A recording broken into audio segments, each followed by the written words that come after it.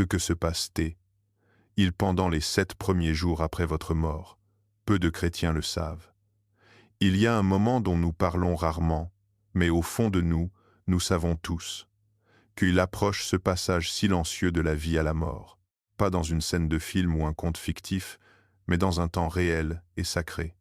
Cela se produit dans les hôpitaux, dans les chambres, sur les autoroutes, dans les champs parfois sais et paisibles, parfois ça ne l'est pas, mais dans cet instant où le cœur bat pour la dernière fois, quand le souffle quitte les poumons ou quand tout devient immobile, que se passe-t-il réellement ensuite, pas des années plus tard, pas à la fin du monde ou au retour de Jésus, mais juste à ce moment-là, dans les secondes qui suivent, dans les premières minutes, dans les jours suivants, à quoi cela ressemble?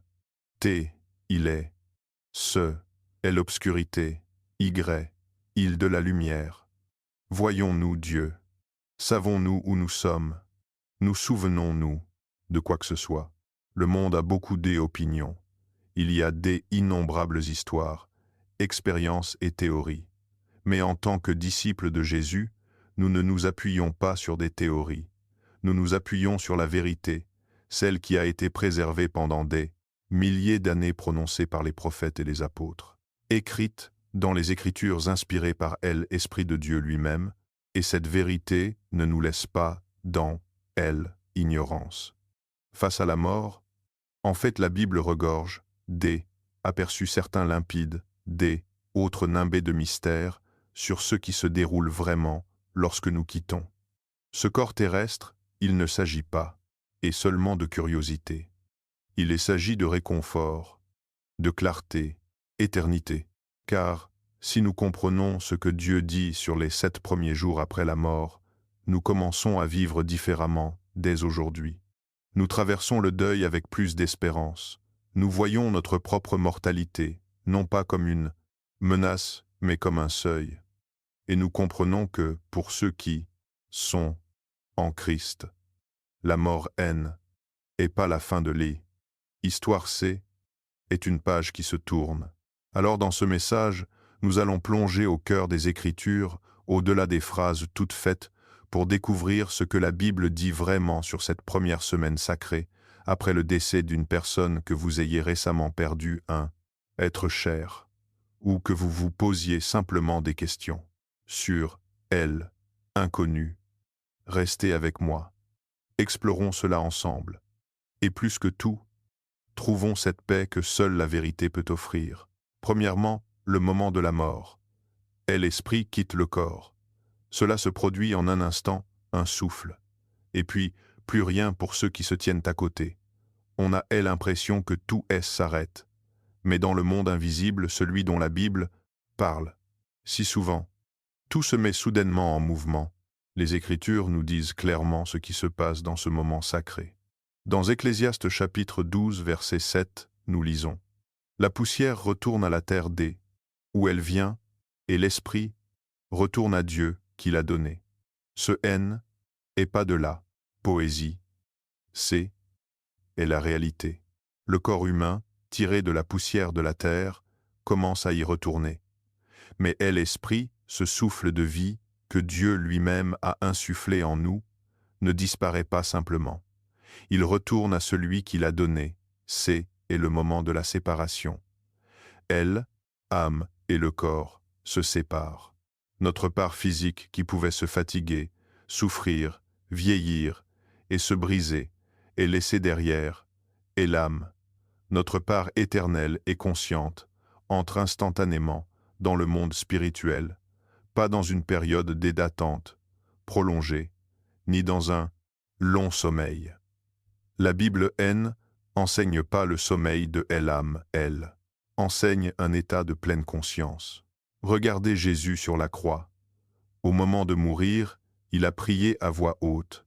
« Père, entre tes mains, je remets mon esprit. » Luc, chapitre 20, 3 verset 40. 6. Ce n'était pas symbolique. Était son véritable esprit quittant son corps pour aller vers le Père.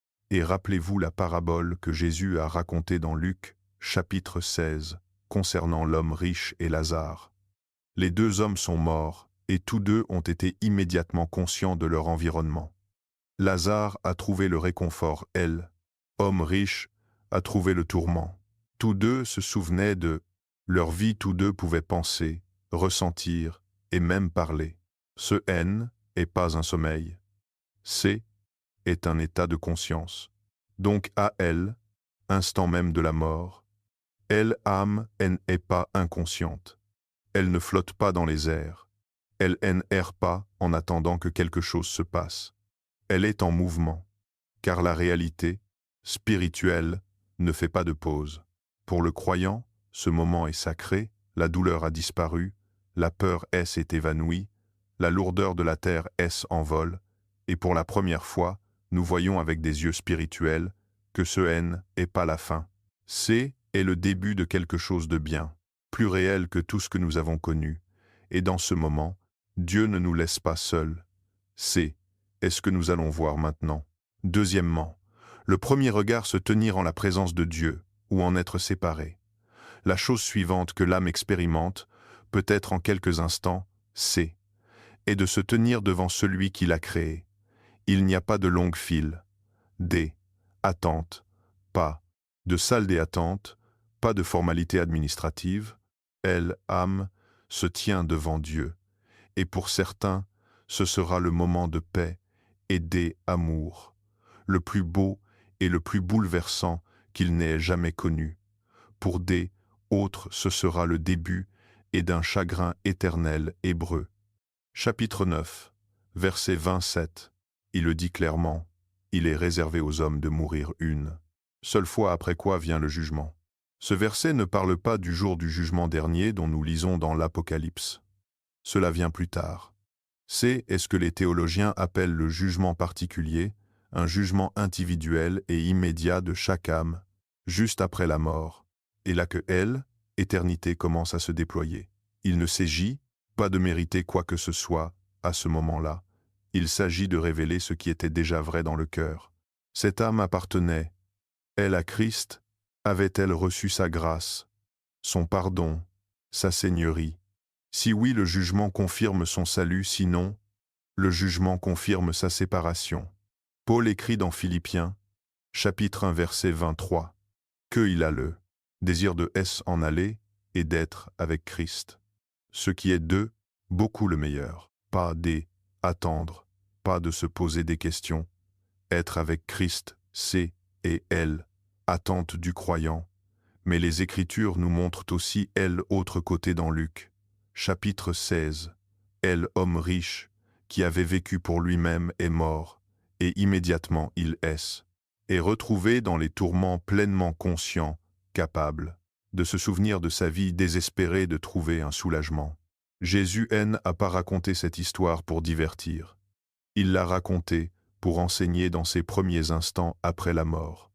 Il n'y a plus de faux semblants. Il n'y a plus moyen de modifier l'histoire.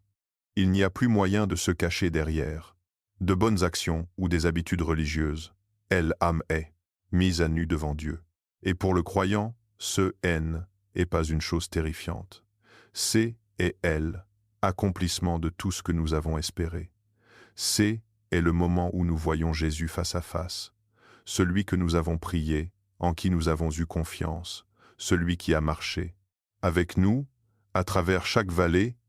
À cet instant, chaque question évapore, chaque blessure est guérie, chaque once de foi est récompensée par la plénitude de sa présence. Mais pour ceux qui l'ont rejeté de leur vivant, ce moment N n'est pas un moment de réconfort. C'est est un déchirement non pas parce que Dieu ne voulait pas d'eux, mais parce qu'il ne voulait pas de lui. Tant de choses se passent dans ce premier regard et, heureusement, la Bible ne nous laisse pas deviner ce qui vient ensuite. Troisièmement, les anges et elle. Au-delà, elle, escorte vers votre destination éternelle. C'est et elle, une des images les plus réconfortantes de toutes les Écritures, et pourtant, nous la négligeons souvent. Lorsqu'un croyant meurt, il n'est pas laissé seul. Pour naviguer dans le monde spirituel, il n'erre pas, confusément, en cherchant le chemin du ciel. Non, Dieu envoie ses messagers, ses anges, pour elle, escorter à la maison. Dans Luc, chapitre 6, verset 22, Jésus dit quelque chose d'incroyablement précis. Le temps vint où le mendiant mourut, et les anges le portèrent auprès d'Abraham. Vous avez-vous bien saisi? Les anges, elles, ont porté. Jésus aurait pu simplement dire qu'il est mort et qu'il est allé auprès d'Abraham, mais il ne l'a pas fait. Il a souligné que les anges faisaient partie du processus, et cela nous donne un aperçu puissant de ce qui se passe réellement à ce moment-là, après que l'âme a quitté le corps, le ministère. Ange ne s'arrête pas à la mort, il s'intensifie. Ces êtres spirituels qui ont veillé sur les enfants de Dieu tout au long de leur vie, selon Hébreux. Chapitre 1 verset 14 assume maintenant une tâche sacrée. Escorter l'âme dans l'éternité. Pensez y pas seulement un système de guidage divin, pas seulement une lumière directrice, mais une escorte personnelle venue des parvis célestes. À travers toutes les Écritures, les anges sont perçus comme des participants actifs au plan de Dieu, apportant des messages, protégeant son peuple, menant des combats dans les lieux célestes, et quand la mort survient, ils ne sont pas absents, ils sont juste là. Ils font partie de la provision des amours de Dieu pour le croyant. C'est un moment de gloire. L'âme ne flotte pas sans but. Elle est portée avec honneur, avec soin, avec un but précis, comme si le ciel disait « Nous t'attendions ». Et quel contraste avec elle. Autre possibilité dans Luc, chapitre 16, seul est l'homme. Juste est mentionné comme étant porté par des anges. Y est l'homme riche, qui a vécu pour lui-même et a ignoré Dieu meurt, simplement, et se retrouve immédiatement dans les tourments, pas des escortes angéliques, pas de guide, juste une séparation soudaine et brutale de tout ce qui est bon. Cela nous apprend. Quelque chose qui donne à réfléchir. Toutes les âmes ne sont pas traitées de la même manière à la mort, mais pour ceux qui sont en Christ, ceux qui lui ont abandonné leur vie, il y a un comité des accueils divins, et les premiers visages qu'ils pourraient voir dans l'éternité ne sont pas des étrangers. Ce sont les êtres saints et lumineux qui ont veillé sur eux depuis toujours. Imaginez cela. Imaginez le moment de votre mort, non pas comme une chute, mais comme une élévation, non pas comme un chaos, mais comme une belle orchestration des anges, vous portant non pas parce que vous l'avez mérité, mais parce que vous lui apparteniez. Et où vous porte. Cela nous amène à une des séparations les plus claires des Écritures. Quatrièmement, la grande séparation. Le paradis contre le séjour des morts. L'âme ne dérive pas dans un brouillard. Elle ne se repose pas simplement. Elle ne se réincarne pas et ne parcourt pas la terre. Selon la Bible, elle entre immédiatement dans un de ces deux endroits, le paradis ou le séjour des morts. C'est un des enseignements les plus clairs que Jésus nous donne sur au-delà, et il le raconte dans Histoire de Lazare et de l'homme riche dans Luc chapitre 16. Après la mort, Lazare est consolé dans le sein d'Abraham, un terme utilisé, et dans la compréhension juive, pour désigner le paradis, lieu de paix et de repos pour les morts justes. Et l'homme, riche, en revanche, se réveille dans le séjour des morts, un lieu de tourment et de séparation avec Dieu. Et voici ce qui est fascinant. Tous deux sont conscients, tous deux sont au courant de leur environnement, tous deux se souviennent de leur vie passée. Tous deux peuvent voir, ressentir, parler, mais leurs expériences ne pourraient pas être plus différentes. Lazare est consolé, il est avec Abraham, le père de la foi, il est en sécurité, et l'homme riche est à agonie, il supplie pour avoir de l'eau, il demande que quelqu'un aille avertir sa famille. Il n'est pas confus sur l'endroit où il se trouve, il en est pleinement conscient. Il y a un abîme entre eux, dit Jésus, une grande séparation que personne ne peut franchir après la mort. Luc chapitre 16 verset 26. Cela signifie que votre destination éternelle n'est pas décidée après votre mort. Elle est scellée avant votre mort. Et, clarifions une chose, le paradis et le séjour des morts ne sont pas le ciel, et l'enfer définitif décrit dans l'Apocalypse. Ceux-là viennent après la résurrection et le jugement dernier. Mais ces lieux sont bien réels, très actifs, et pleinement vécus dans les suites immédiates de la mort. Lorsque Jésus mourait sur la croix, L. Un des criminels à côté de lui, S. Et criait avec foi Jésus, « Souviens-toi de moi, quand tu viendras, dans ton royaume. » Et que a répondu Jésus, « Je te le dis en vérité, aujourd'hui, tu seras avec moi dans le paradis. » Luc, chapitre 23, verset 43. Aujourd'hui, pas dimanche, pas après un long sommeil, ce jour même. Le paradis est elle, endroit où va elle âme, des justes C. Et là que Christ est allé après sa mort. Ce N n'est pas encore la pleine gloire des nouveaux cieux et de la nouvelle terre, mais C est un lieu de profond repos, de joie, de paix et de présence de Dieu. Le séjour des morts, en revanche, est le lieu de détention pour les injustes. Ce N est, pas l'étang de feu final, mais C est un lieu de tristesse, consciente, en attendant le jugement dernier. Et, une fois que l'âme entre soit au paradis, soit dans le séjour des morts, et la direction de l'éternité est fixée. Il n'y a pas de seconde chance, au-delà de ce point C. Et pourquoi ce que nous faisons maintenant et compte tant C? Et pourquoi Évangile est urgent. La grande séparation est réelle et elle ouvre au moment où nous prenons notre dernier souffle. Cinquièmement, la rencontre céleste. Voir Christ face à face. Il y a un moment auquel chaque croyant aspire, qu'il l'admette ou non. Un moment où la foi devient vision, où les prières deviennent présence, où celui que nous avons aimé, servi et qui nous avons eu confiance, à distance, devient visible, tangible réel. Ce moment est le cœur battant de l'espérance chrétienne. Voir Jésus face à face, Paul écrit dans 2 Corinthiens, chapitre 5, verset 8. Nous sommes pleins de confiance, et nous aimons mieux quitter ce corps et demeurer auprès du Seigneur. Ce n'est pas seulement un vœu pieux, c'est une promesse instant où nous quittons notre corps terrestre. Nous sommes présents avec Christ. Alors à quoi cela ressemble? Il vraiment? Nous ne connaissons peut-être pas chaque détail, mais les Écritures nous en donnent des aperçus, juste assez pour éveiller notre âme dans Apocalypse. Chapitre 1. Lorsque Jean voit le Christ ressuscité, il ne décrit pas un charpentier de Nazareth, il décrit le visage brillant, Branzo un visage brillant, comme le grondement des grands eaux, un visage brillant comme le soleil dans tout son éclat. C'est est le Jésus ressuscité, et c'est est lui que le croyant rencontre après la mort. Imaginez que le même Jésus qui a marché avec les pécheurs, qui a guéri les cœurs brisés, qui a pleuré devant la tombe de Lazare, qui a porté sa croix. Ce même Jésus, maintenant ressuscité, régnant, rayonnant, est celui qui nous attend de l'autre côté de cette vie. Âme du croyant, entre, pas seulement au paradis, pas seulement dans le repos, mais dans la communion. Intimité, une connexion sans filtre avec Christ. Lui-même finit de prier à travers les larmes, finit de se demander, il nous entend? Fini. 2. Avoir besoin de la foi pour combler la distance, car la distance a disparu. Et pourtant, cette rencontre est pas seulement émotionnelle, elle est révélatrice.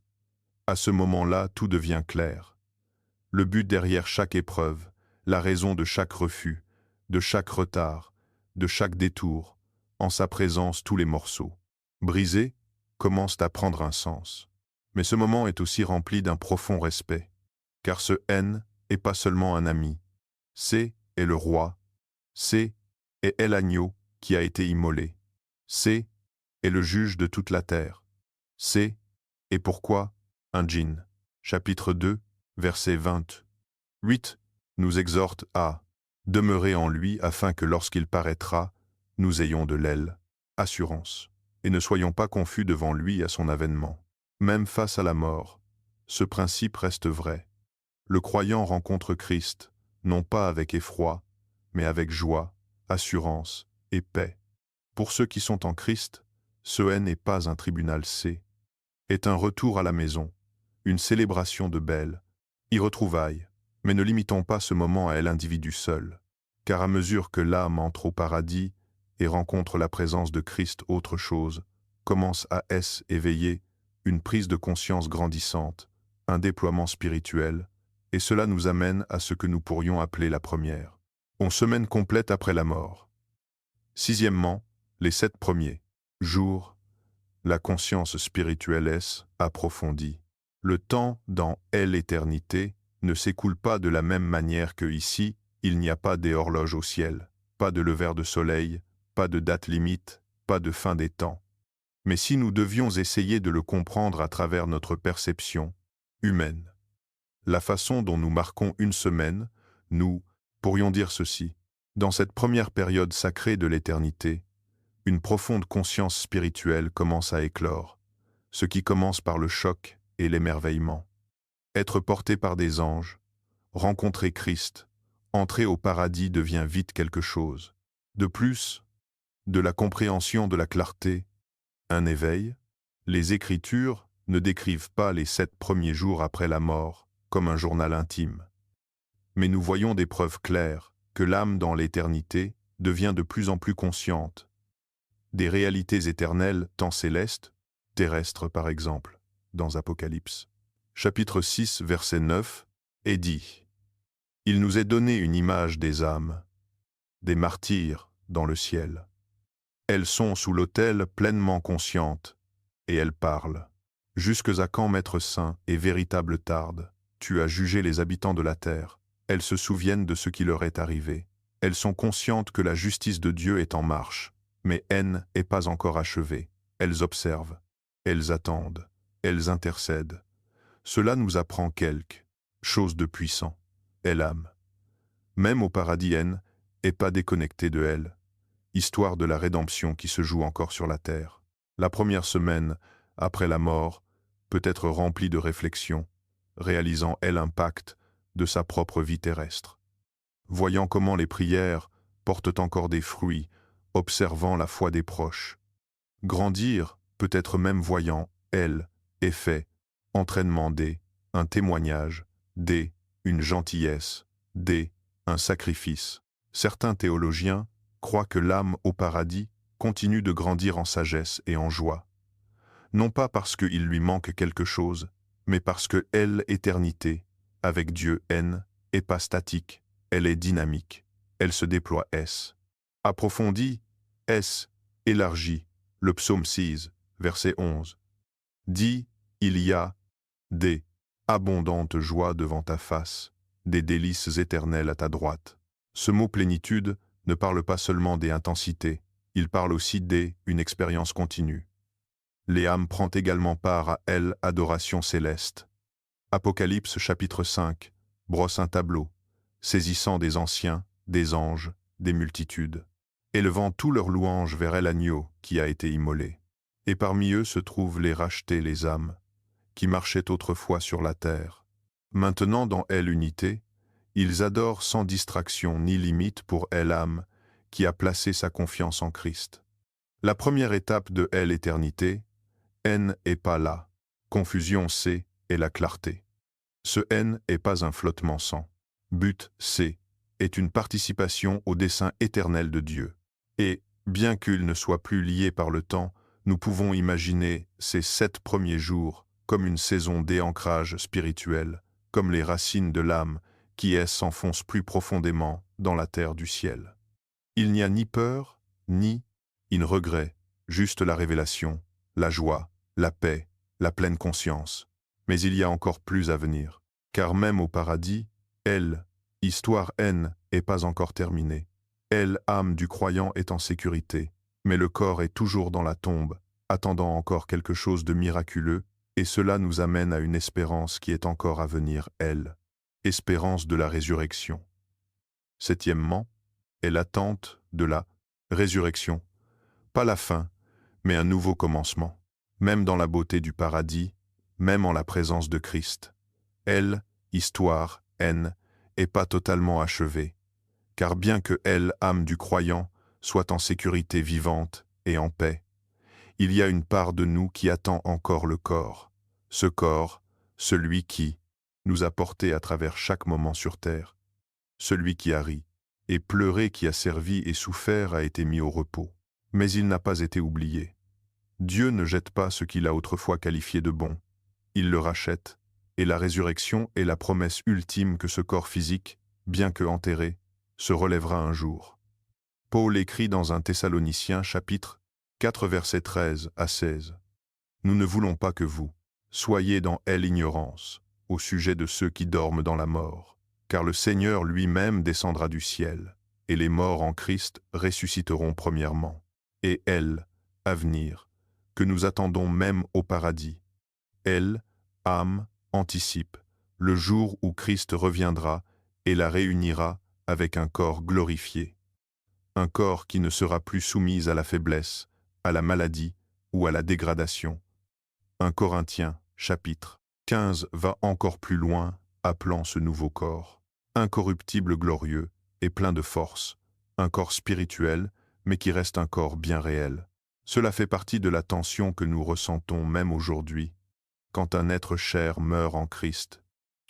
Nous savons qu'il est avec lui, nous disons des choses comme il est dans un endroit meilleur, et est vrai, mais même lui attend encore. Il attend la résurrection. Il attend le dévoilement final du royaume éternel de Dieu. Et voici ce qui est magnifique. Les Écritures laissent entendre que même pendant cette attente, il y a un lien. La nuée de témoins décrite dans Hébreux chapitre 12 semble suggérer que ceux qui nous ont précédés ne sont pas seulement conscients du plan de Dieu qui se déploie, mais qu'ils nous, éclamant, nous encouragent depuis leur lieu de victoire. Cela soulève une vérité profonde. La mort n'est pas un point final. Est une virgule. Et la résurrection est la phrase suivante, dans une histoire beaucoup plus vaste. Ainsi, pendant que l'âme, au paradis, fait l'expérience de la paix, cette paix est chargée des anticipations, ni crainte, ni anxiété, juste une espérance ardente, car quelque chose de plus grand encore est à venir. Le retour de Jésus, la résurrection des morts, la réunion du corps et de l'âme, le commencement des nouveaux cieux et de la nouvelle terre. Et pendant que tout cela se déroule dans l'éternité, autre chose se passe ici de ce côté du voile. Huitièmement, que en est-il de ceux qui restent, impact de la mort, sur les vivants, alors que âme du croyant entre dans la gloire. Ceux qui sont encore sur terre se retrouvent souvent entourés de silence, de questions et de chagrin. La chaise vide, le message vocal non écouté, la douleur qui insinue à des moments inattendus, la mort crée une séparation non seulement entre la vie et l'éternité, mais entre ceux qui sont partis et ceux qui vivent encore dans l'ombre de la perte. Mais la Bible ignore pas cette douleur. Elle y adresse directement le psaume 34, verset 10. 8, dit elle. Éternel est près de ceux qui ont le cœur brisé, et il sauve ceux qui ont l'esprit dans elle. Abattement, ce est pas une idée. Poétique est une promesse divine. Dieu approche de ceux qui sont en deuil. Il ne fait pas honte. Au chagrin, il ne nous précipite pas pour en sortir. Il s'assoit avec nous au milieu de cette peine. Quand Lazare est mort, dans Jean chapitre 11, Jésus savait qu'il allait le ressusciter des morts. Et pourtant, il a pleuré. Pourquoi? Parce que le chagrin compte, parce que la perte fait mal, parce que même lorsque la résurrection approche là, douleur de la séparation est réelle. Mais voici l'espérance. Pour ceux qui meurent en Christ, cette séparation est temporaire, et nous ne les perdons pas. Nous les relâchons dans les bras de celui qui les a créés. Et un jour, si nous sommes aussi en Christ, nous les reverrons, nous les serrerons à nouveau dans nos bras, et nous adorerons à nouveau avec eux. Paul dit, dans un bras, Thessaloniciens, chapitre 4, verset 13, Frères et sœurs, nous ne voulons pas que vous soyez dans l'ignorance au sujet de ceux qui dorment dans la mort, afin que vous ne vous affligiez pas comme les autres hommes qui n'ont point d'espérance. Cela ne veut pas dire que nous ne pleurons pas. Cela veut dire que nous pleurons avec espérance. Et pour ceux qui restent, ce chagrin peut aussi être un enseignant. Il nous rappelle à quel point la vie est fragile, à quelle vitesse les choses, puis change avec quelle urgence nous devons aimer, pardonner, vivre en gardant l'éternité à l'esprit. Parfois, La mort d'un proche nous réveille. Elle nous force à affronter ce que nous fuyions. Elle nous invite à poser les questions plus profondes que nous avions mises de côté. Elle nous attire à Dieu d'une manière que le confort ne pourrait jamais faire. Et parfois, nous commençons à ressentir l'heure. Héritage non seulement dans la mémoire, mais dans l'esprit. Les prières. Un parent qui nous couvre encore. Les encouragements un ami qui résonne encore. Une foi qui continue inspirée. Car lorsque quelqu'un meurt en Christ, son histoire ne se termine pas. Elle élargit sa vie, a peut-être quitté la terre, mais elle a laissé une empreinte. Et pendant que nous traversons cette perte, nous recevons aussi une invitation à vivre, prêts à vivre, les mains ouvertes, à vivre pour ce qui compte le plus. Car l'éternité ne vient pas seulement pour les autres, elle vient pour chacun d'entre nous. Conclusion, la mort n'est pas la fin, c'est le commencement. Nous avons parcouru le mystère sacré de ce qui se passe dans ces 7 premiers jours après. La mort depuis le moment où l'esprit quitte le corps, jusqu'à, comme la rencontre avec les anges et entrée de l'âme, soit au paradis, soit dans le séjour des morts. Et enfin, jusqu'à la profonde conscience spirituelle et l'anticipation de la résurrection, et ce que nous avons vu à travers les pages des Écritures est pas une histoire de peur, est une histoire d'espérance, une histoire de vérité, histoire d'un Dieu qui ne nous abandonne pas dans la mort, mais nous y rejoint, nous guide, nous soutient et nous ramène à la maison. La mort n'est pas la fin, en tout cas pas pour le croyant. C'est le début de tout ce que nous avons attendu. Voir Jésus face à face, adorer, sans distraction, comprendre ce que nous ne pouvions pas comprendre sur terre, attendre dans la paix, la résurrection et la restauration finale de toute chose. C'est cela, espérance chrétienne. Non pas seulement que le ciel est réel, mais que Dieu est fidèle, qu'il tient ses promesses, qu'il a déjà tracé un chemin par Jésus pour que la mort devienne une porte ouverte. Mais ne prétendons pas que ces vérités sont simplement automatiques, car la Bible est aussi très claire. Il y a une grande séparation. Il y a un moment de jugement, et l'âme qui a rejeté Christ de son vivant affrontera l'éternité. Sans lui, il n'y a pas de terrain neutre après la mort, aucune chance de revenir en arrière et de changer d'avis. La décision que nous prenons dans la vie de suivre Jésus ou de nous en éloigner est la décision qui façonne notre éternité. Et cela nous amène à la question qui compte plus que toute autre chose. Êtes-vous prêt? Pas seulement religieux, pas seulement spirituel, pas seulement à essayer d'être une bonne personne. Êtes-vous abandonné à lui? Avez-vous donné votre vie à Jésus, celui qui a vaincu la mort pour vous, qui a payé pour vos péchés, qui a tracé un chemin pour que vous viviez éternellement?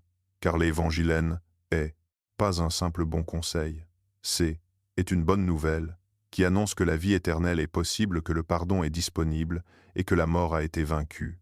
Alors, si vous entendez cela en ce moment et que vous n'êtes pas sûr, attendez pas vous. N'avez pas besoin d'avoir toutes les réponses. Vous, n'avez pas besoin de vous purifier par vous-même. Vous, n'avez pas besoin de mériter l'amour de Dieu. Vous avez juste besoin de venir tel que vous êtes là, où vous êtes. Vous pouvez prier. Jésus, je crois en toi. J'y ai besoin de toi. Je me détourne de mon péché, et je mets ma confiance en ce que tu as fait pour moi. Sois mon Sauveur, sois mon Seigneur. Je veux te suivre. Si est le cri de votre cœur, sachez ceci, votre éternité vient. De changer le moment où vous mourrez ne sera pas le début de la peur, ce sera le début d'une éternité avec Christ. Et pour ceux qui lui ont déjà dit oui, que cela soit. Votre encouragement, vivez avec éternité devant les yeux. Marchez dans la paix, de savoir que votre âme est en sécurité. Pleurez avec espérance, aimez avec urgence et attendez avec impatience. Le jour où vous entendrez ces mots, c'est bien bon et fidèle serviteur. Entre dans la joie de ton maître Matthieu. Chapitre 25. Verset 23. Car la mort haine, et pas la fin, elle haine, et que la porte des entrées et de est l'autre côté. Pour ceux qui sont en Christ se trouve la gloire.